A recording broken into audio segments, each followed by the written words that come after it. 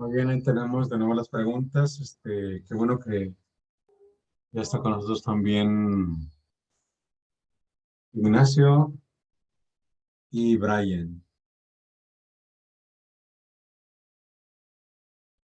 Decíamos, ahí tenemos las primeras 9 preguntas. Decíamos qué agente aduanal me conviene, qué requisitos necesito para cumplir para exportar, qué debo considerar antes de exportar.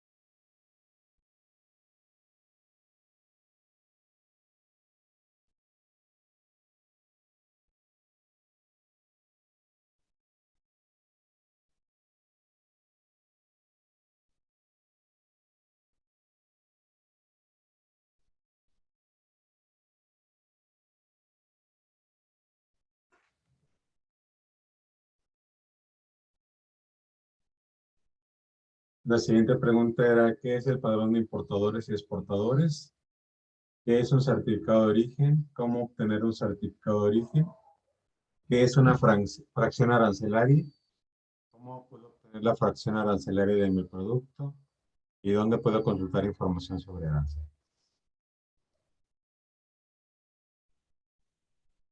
Bueno, para la primera pregunta, ¿cuáles son los requisitos para importar? Aquí tenemos los requisitos. Se debe estar inscrito en el padrón de importadores, llevar el sistema de control de inventarios en forma automatizada, tener la información, documentación y otros medios de prueba necesarios para comprobar el país de origen de procedencia de las mercancías para efectos de preferencias arancelarias, marcado de país de origen, aplicación de cuotas compensatorias, cupos y otras medidas. Entregar a la gente una manifestación por escrito que permite determinar el valor en aduana de las mercancías. Quienes introduzcan mercancías del territorio nacional para ser destinados a un régimen aduanero están obligados a transmitir la información relativa a su valor y demás datos relacionados con su comercialización antes de su despacho aduanero en los términos y condiciones que establezca el Servicio de Administración. Registrarse electrónicamente ante la Administración General de Servicios al Contribuyente y el documento mediante el cual se confiere el encargo a los agentes aduaneros para que actúen como sus consignatarios o mandatarios y puedan realizar sus operaciones. Quienes introduzcan o extraigan mercancías del territorio nacional, destinándolas a un régimen aduanero, están obligados a transmitir un pedimento con información referente a las citadas mercancías. Ahí tenemos también pagar los impuestos al comercio exterior, pagar en su caso cuotas compensatorias, así como los cumplimientos de las demás obligaciones en materia de regulaciones y restricciones no arancelarias y de las formalidades para su despacho. En este hoja de requisitos es importante recordar algunas palabras claves. ¿Cuáles serían las palabras claves? Padrón de importadores. Control de inventarios en forma automatizada. Tenemos también la manifestación por escrito.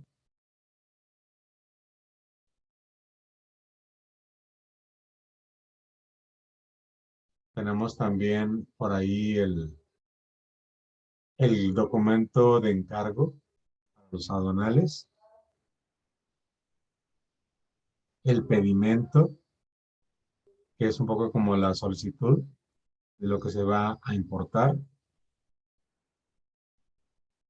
la cantidad de los impuestos y las cuotas compensatorias.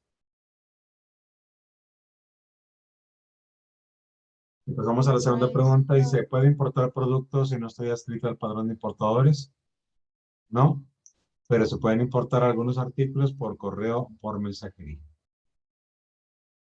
Entonces, si pensamos en que es, en gran volumen para fines de industrialización o de comercialización, hay que hacer los trámites de importación. Sin embargo, si se trata solamente de algunos artículos, entonces ahí es diferente. Sí se pueden importar utilizando correo o mensajería. Vamos a la pregunta número 3. Aquí nos dice, ¿cuánto tengo que pagar de impuestos? Bueno, pues va a depender de dónde es el producto. Y como comentario, pues si un artículo es fabricado en China, pagará más impuestos que un artículo fabricado en Estados Unidos, Europa. ¿Qué es lo que condiciona que se tengan que pagar más impuestos? ¿Qué se imaginan ustedes que es la razón por la cual hay que pagar más impuestos? ¿Alguien quiere comentar algo? Podría ser entre los TLC y los aranceles que estos llevan con los TLC. Así es. En primer lugar, si existe algún acuerdo o un tratado donde se maneja un trato preferencial a los productos. Y la otra es que como se aplican aranceles a los productos, pues va a depender de qué tipo de producto se trata para ver el arancel que tiene que pagar y seguramente pues algunos son más controlados que otros en función de la protección que se da a la industria nacional. En cuanto a la cantidad mínima de productos que se pueden importar, pues va a depender del proveedor, de cuánto es lo mínimo que tiene que comprar para poder hacerse la transacción. De tal manera, pues ya sabemos que si se trata de comercio, pues influye el volumen. Y usted compra solamente un artículo, pues le va a salir más caro a que si compra, no sé, 5, 10, 100 o 1000 artículos. ¿Cuánto tiempo necesito para llevar a cabo una importación? Bueno, pues va a depender de la fecha, es en qué fecha usted lo realiza. Dado que hay momentos en que tanto el correo como las empresas eh, paque, entregas, pues están más saturadas. Pues si usted quiere comprar algo en estas fechas de diciembre, pues tiene que tomar más tiempo para que le lleguen las fechas deseadas. Si quiere utilizar los tiempos normales, pues no lo va a tener. Apenas anda pensando en un artículo, probablemente le llegue después del 25 o a lo mejor hasta en enero. Si usted quiere algo de China, por ejemplo, pues salvo que tenga un servicio de mensajería especial con cargo a su cuenta, pues puede ser que le llegue más rápido. Pero si no, pues tal vez le pueda tardar un mes, 2 meses, dependiendo también de la compañía. ¿Hay alguna cantidad mínima de crédito para importar? Dice, pues es posible importar lo que desee y con el valor que sea, siempre y cuando no sea mercancía prohibida y cumpla con las regulaciones que se marcan para su importación. ¿Cómo qué mercancía estaría prohibida, muchachos? Que ustedes sepan. ¿Qué no podríamos importar? Droga. Droga. ¿Qué más? Explosivos. Fármacos o minerales, profe, para ciertos países. Explosivos, minerales, Armas. armas, patentes y productos que estén patentados solo en países diferentes, como Europa, México. De acuerdo. Dentro de las regulaciones, particularmente se trata con propósitos de comercialización o de industrialización. Hay algunos sectores que están protegidos, como son las prendas de algodón. Las prendas de algodón están protegidas. ¿Por qué? Bueno, pues porque en el caso, por ejemplo, de México, México produce algodón. Entonces, usted no puede importar materiales de algodón a México para proteger la industria nacional. Solamente está permitido cierta cantidad y lo tiene que negociar. Eso se hace con mucho tiempo para que usted pueda importar materiales de algodón.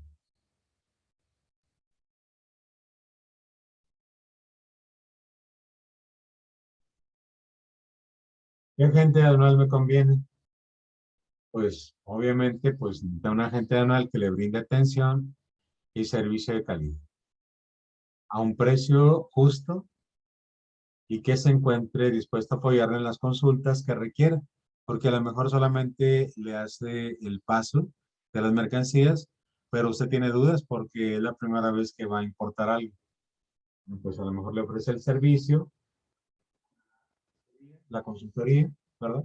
Además de lo que sería el paso de mercancía. Es importante que, pues obviamente, sea un agente que ya tenga experiencia, que tenga conocimiento sobre el comercio, sobre lo que es comercio exterior, puesto que usted se puede encontrar con agente que a lo mejor es relativamente nuevo, apenas está comenzando como agente aduanal y no tiene tanto conocimiento ni experiencia. Y bueno, pues sabe que eso le puede salir caro, dado que el consejo que le dé, pues no sea el más conveniente. Porque pues tienen que saber de la cuestión de qué es lo que está regulado, ¿verdad? eh, este, conocer las reglas de los acuerdos que existen para darle consejos en función del país donde proviene el artículo.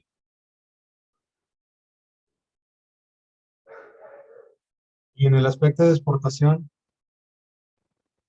¿qué requisitos tenemos? Bueno, si queremos exportar, pues tiene que tener una factura comercial. Usted no puede exportar sin factura. De que no, pues yo voy a mandar cierta cantidad de artículos y no la tiene facturado. Tiene que facturar. Necesita un encargo conferido, es decir, una autorización ante la autoridad aduanera para que la agente aduanal lleve a cabo el despacho a nombre del exportador. Es como sería como se representa. Una carta de instrucciones al agente aduanal con información específica y detallada de la operación y se entrega directamente al agente aduanal, donde vienen las características de los artículos, qué cantidades, los precios, ¿verdad? Para que coincidan características, artículos, cantidades y valores. Una lista de empaque, un certificado de origen, una constancia ante la Secretaría de Economía, donde establece que el artículo es del país. Un documento del transporte, puesto que tiene que usar un transporte para llegar a su destino. Y por los documentos que avalen el cumplimiento de las regulaciones, como certificados sanitarios, en caso de traten alimentos, certificados de calidad, que avalen la calidad del producto que usted está enviando y con la cual le va a servir como un documento probatorio a quien lo reciba. ¿Qué características tiene el producto que están enviando? Y obviamente, pues los permisos correspondientes, si hay algún otro, es otro tipo de regulación la que necesita aplicar. ¿Qué debo de considerar antes de exportar? Bueno, pues hay dos puntos. Uno, pues usted debe tener necesariamente su RFC. Si no tiene RFC, pues no puede exportar. Y bueno, pues ahí está la liga donde usted puede ir directamente al SAT para hacer los trámites de su RFC. También tenemos que analizar el mercado que quiere exportar, puesto que la cultura de los países varía mucho y usted debe conocer un poco la cultura del país para que conozca un poco la forma de pensar de, de las empresas, de las comercializadoras, de los clientes con los que se está tratando. Obviamente, pues necesita establecer algún idioma en el cual va a tomar como base para comunicarse. Muy probablemente sea el inglés, ¿verdad? Pero habrá ocasiones en que tiene que manejar, además de la información que le sugiere ahí, pues es el idioma del lugar y la cultura. Si usted no conoce el idioma y la cultura, probablemente va a tener ensayo y error en las exportaciones.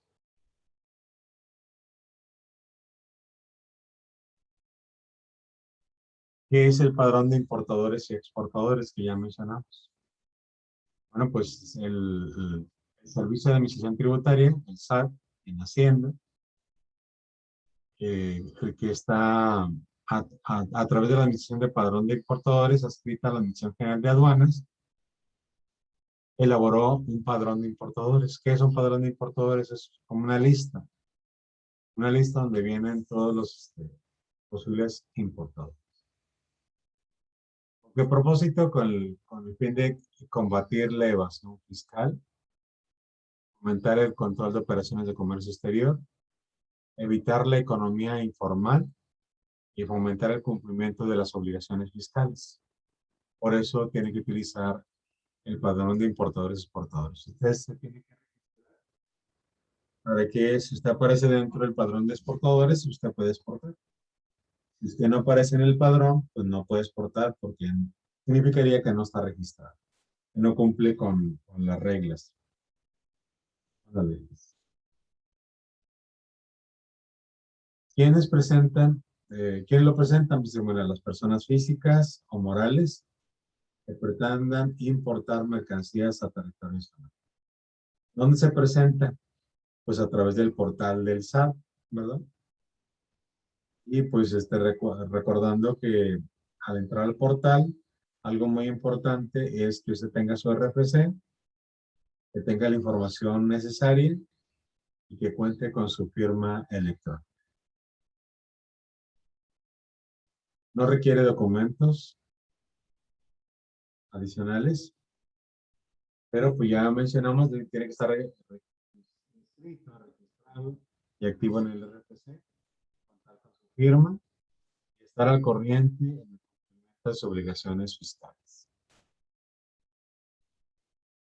Hablábamos de un certificado de origen. ¿Qué es un certificado de origen? Es un documento el cual corrobora el país o la región de donde es originaria la mercancía, como la había mencionado. Y pues es la base con el certificado de origen, que es donde se establece con detalle qué es lo que está exportando, pues en qué clasificación arancelaria es la que entra. ¿Y cómo le hace para obtener un certificado de origen? Bueno, dice, pues, cuando se importan mercancías bajo trato arancelario preferencial, amparadas por un certificado de origen de conformidad con algún tratado o acuerdo comercial suscrito por México y con la clasificación arancelaria que señale en dicho documento. Difiere de la fracción arancelaria declarada en el pedimento. Se considera como válido el certificado de origen en los siguientes casos. Cuando el certificado de origen se haya expedido con base en un sistema de codificación y clasificación arancelaria diferente al utilizado por México, o en una versión diferente del sistema armonizado de designación y codificación de mercancías. Cuando la autoridad aduanera mexicana haya determinado que existe una inexacta clasificación arancelaria de las mercancías, o cuando las mercancías se importan al alcance de la regla octava, o se trata de mercancías comprendidas en las fracciones arancelarias, hay mercado.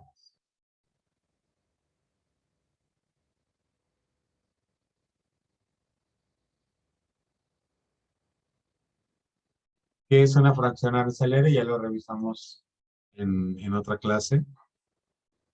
¿Cómo puedo obtener la fracción arancelaria de mi producto? Bueno, pues dice, cada producto se identifica con 8 dígitos o números específicos. En algún momento revisa con ustedes o revisaron con algún otro maestro el catálogo de actividades económicas, donde se establece cuál es la clasificación que tiene el artículo. Esa clasificación pues, se maneja dentro de los sistemas de fracciones arancelarias y tiene que coincidir el número que le fue asignado. Donde nos dice que los primeros dos números son para reconocer el capítulo al que pertenecen las mercancías dentro del sistema armonizado de designación y codificación de mercancías. Los números 3 y 4 son para la partida arancelaria.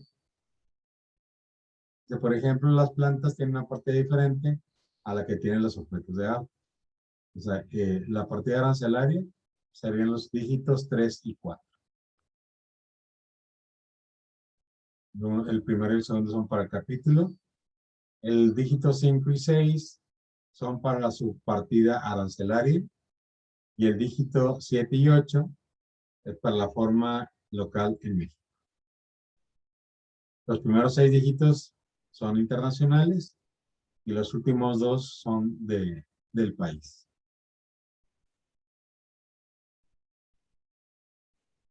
Si quiero mayor información sobre el sistema de información arancelaria, pues ahí le pongo una liga, pero si no, puede poner el título así tal cual, Sistema de Información Arancelaria vía Internet, que es el CIABI. Busca CIABI y podrá tener mayor información sobre lo que es el sistema arancelario. Eso es lo referente a importación y exportaciones de las preguntas que habíamos mencionado. Vamos a hablar ahora sobre lo que sería el sistema financiero internacional que tenemos que estar contemplando como apoyo a lo que sería el comercio exterior.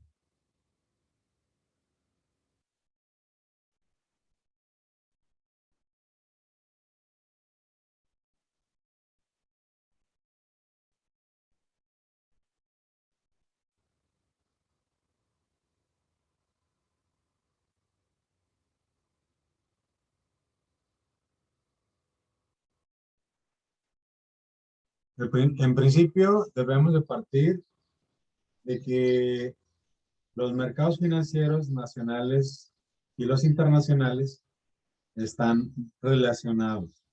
Entonces, podemos hablar de diferentes organismos financieros nacionales y de internacionales, y aun cuando son organismos independientes, entre comillas podemos decir, hay mucha relación y mucha dependencia entre ellos.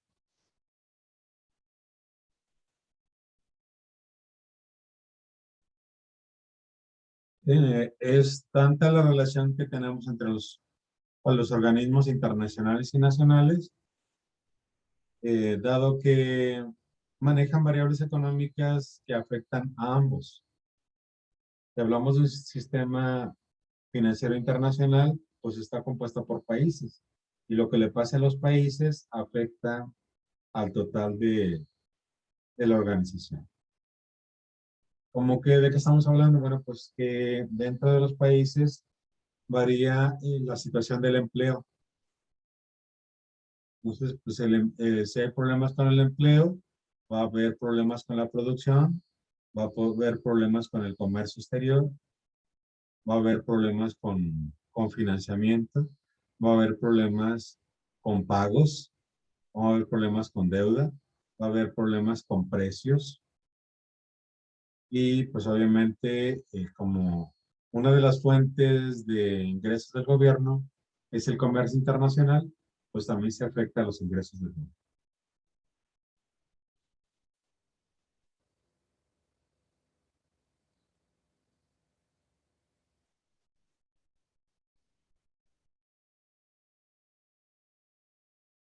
Pues sabemos que el sistema de financiero internacional pues no es otra cosa que un conjunto de instituciones públicas o privadas que proporcionan especialmente ¿qué?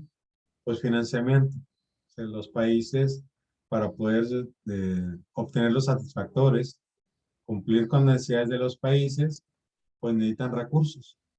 En ocasiones tiene los recursos completos, pero con frecuencia necesita un apoyo para poder tener más rápido el bienestar que desea. Y esos son algunos de los organismos más importantes que existen a nivel internacional. Tenemos primero el FIDE, que es el Fondo Internacional de Desarrollo Agrícola, que está relacionado con la FAO. ¿Alguien recuerda qué es la FAO?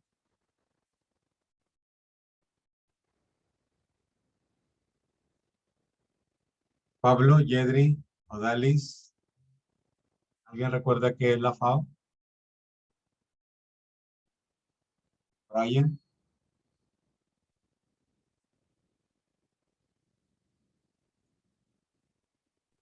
No, Yedri, profe. ¿no? Brian. Según recuerdo, era algo de las Naciones Unidas para la alimentación y la agricultura o algo así. Así es, correctamente. De hecho, se llama FAO por sus siglas en inglés. FAO es de Food, A es de Agricultura y O es de Organización. Entonces ahí tenemos la Food and Agriculture Organization. Organización de Alimentos y la Agricultura. También tenemos como importante el BID dentro del Sistema Financiero Internacional. ¿Qué es el BID?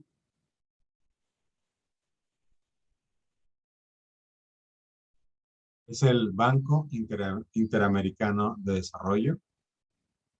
Tenemos la UNESCO, que es un organismo de las Naciones Unidas. La misma organización de las Naciones Unidas también forma parte del Sistema Financiero Internacional. Y mencionamos aquí también el Banco Mundial. Aquí falta uno muy importante.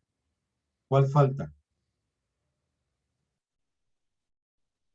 Díganme uno que hayan escuchado que creen que puede faltar aquí. Es el FMI. ¿Qué es el FMI? ¿Quién me dice qué es?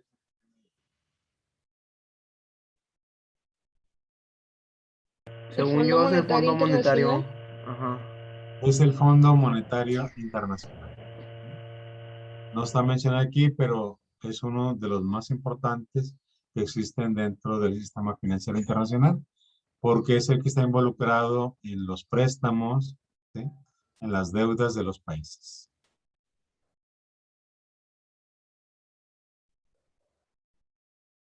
Aquí tenemos la ONU, la UNESCO y la FAO. Decíamos que tenemos como propósito el crecimiento del comercio internacional.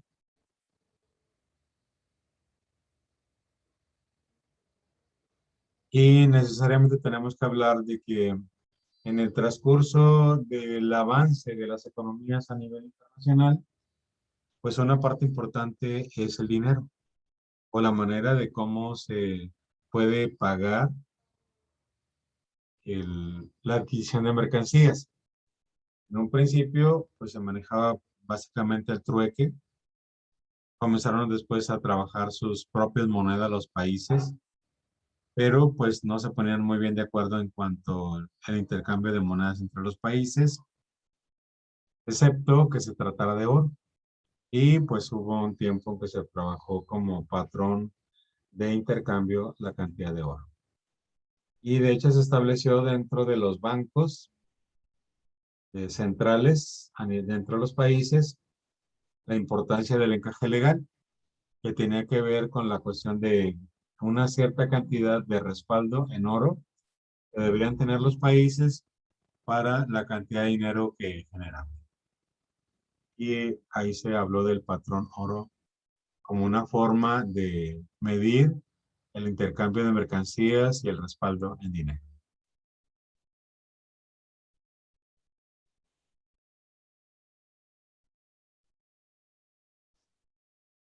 Y bueno, cuando hablamos de el intercambio o el uso del dinero, pues veíamos que en ocasiones se daban créditos y se tenían que manejar tasas de interés. Y en el caso de las monedas, surgió lo que sería la tasa de cambio. Es decir, cuánto yo voy a intercambiar de monedas por otra moneda.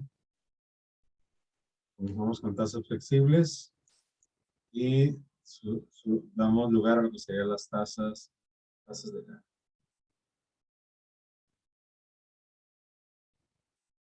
Y pues aparece el Fondo Monetario Internacional.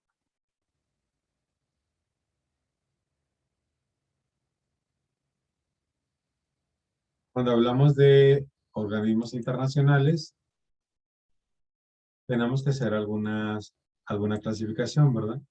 Una separación o unas notas sobre esos mismos organismos.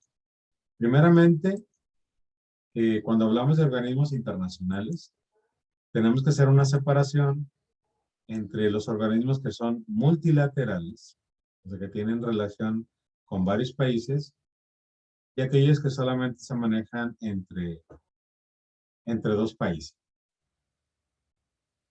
Entre los internacionales multilaterales tenemos obviamente el Banco Mundial, el Banco Internacional de Reconstrucción y Fomento, el Banco de Pagos Internacionales, el Fondo Monetario Internacional, la Corporación Financiera Internacional, la Asociación Internacional de Fomento, el Organismo Multilateral de Garantía de Inversiones.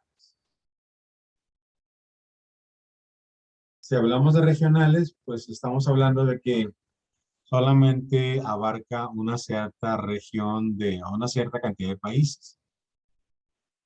Así hablamos del Banco Interamericano de Desarrollo, ahí dice internacionales, Banco Interamericano de Desarrollo, que son para países de América, el Banco de Desarrollo del Caribe, el Banco Asiático de Desarrollo o el Banco Europeo para la Reconstrucción y Desarrollo.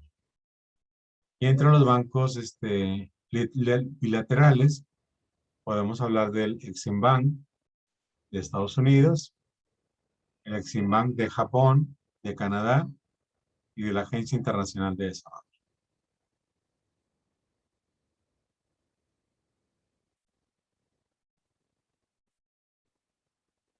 Y cuando hablamos de instituciones privadas, las anteriores fueron públicas, tenemos que hacer también una separación entre las instituciones que se dedican a la inversión extranjera, a los que se dedican a crédito de proveedores, los que son bancos comerciales y los que se dedican al mercado de bonos y otros bancos.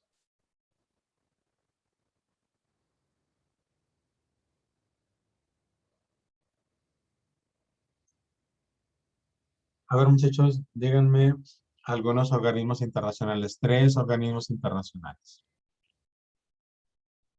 que recuerden, de los que hemos mencionado.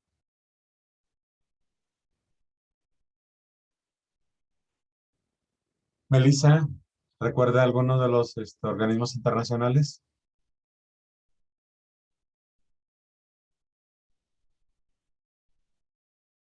Melissa, no la escuchamos, Melissa.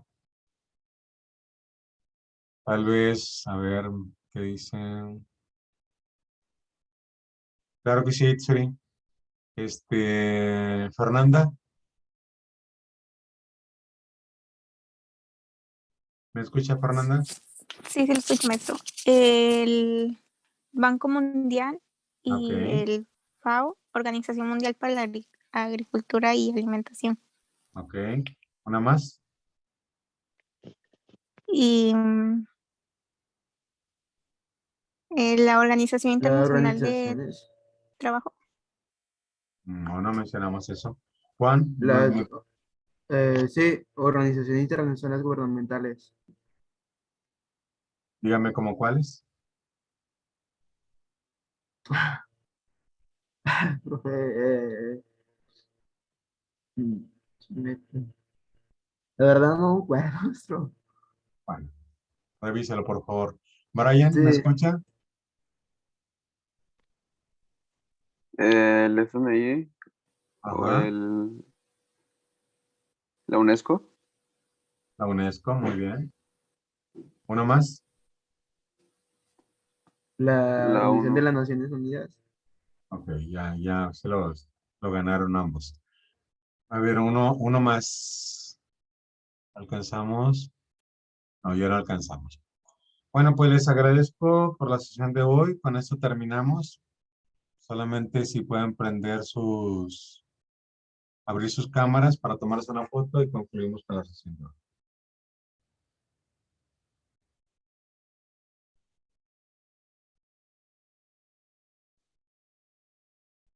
¿A quién tenemos aquí? Ahí tenemos a Denise. Ahí tenemos a Juan. Alejandra, siempre puesta. Debo felicitar a Alejandra porque ha tenido una presencia muy importante en las clases, muy activa, muy trabajadora. Ha superado perfectamente desde cuando ya la conocí.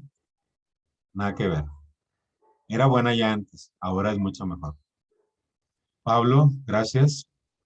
También ha sorprendido. Misael, qué bueno que ya se despierta. Ignacio, quién sabe qué pasa con Ignacio. Lo tengo medio desaparecido. Bueno, qué bueno que estoy aquí. Hermilo también ha causado muy buena impresión. Ha dado muy buenas sorpresas con sus participaciones. Les tomamos foto. Gracias por estar conectados. Aquí tenemos a Carla también. A Brenda.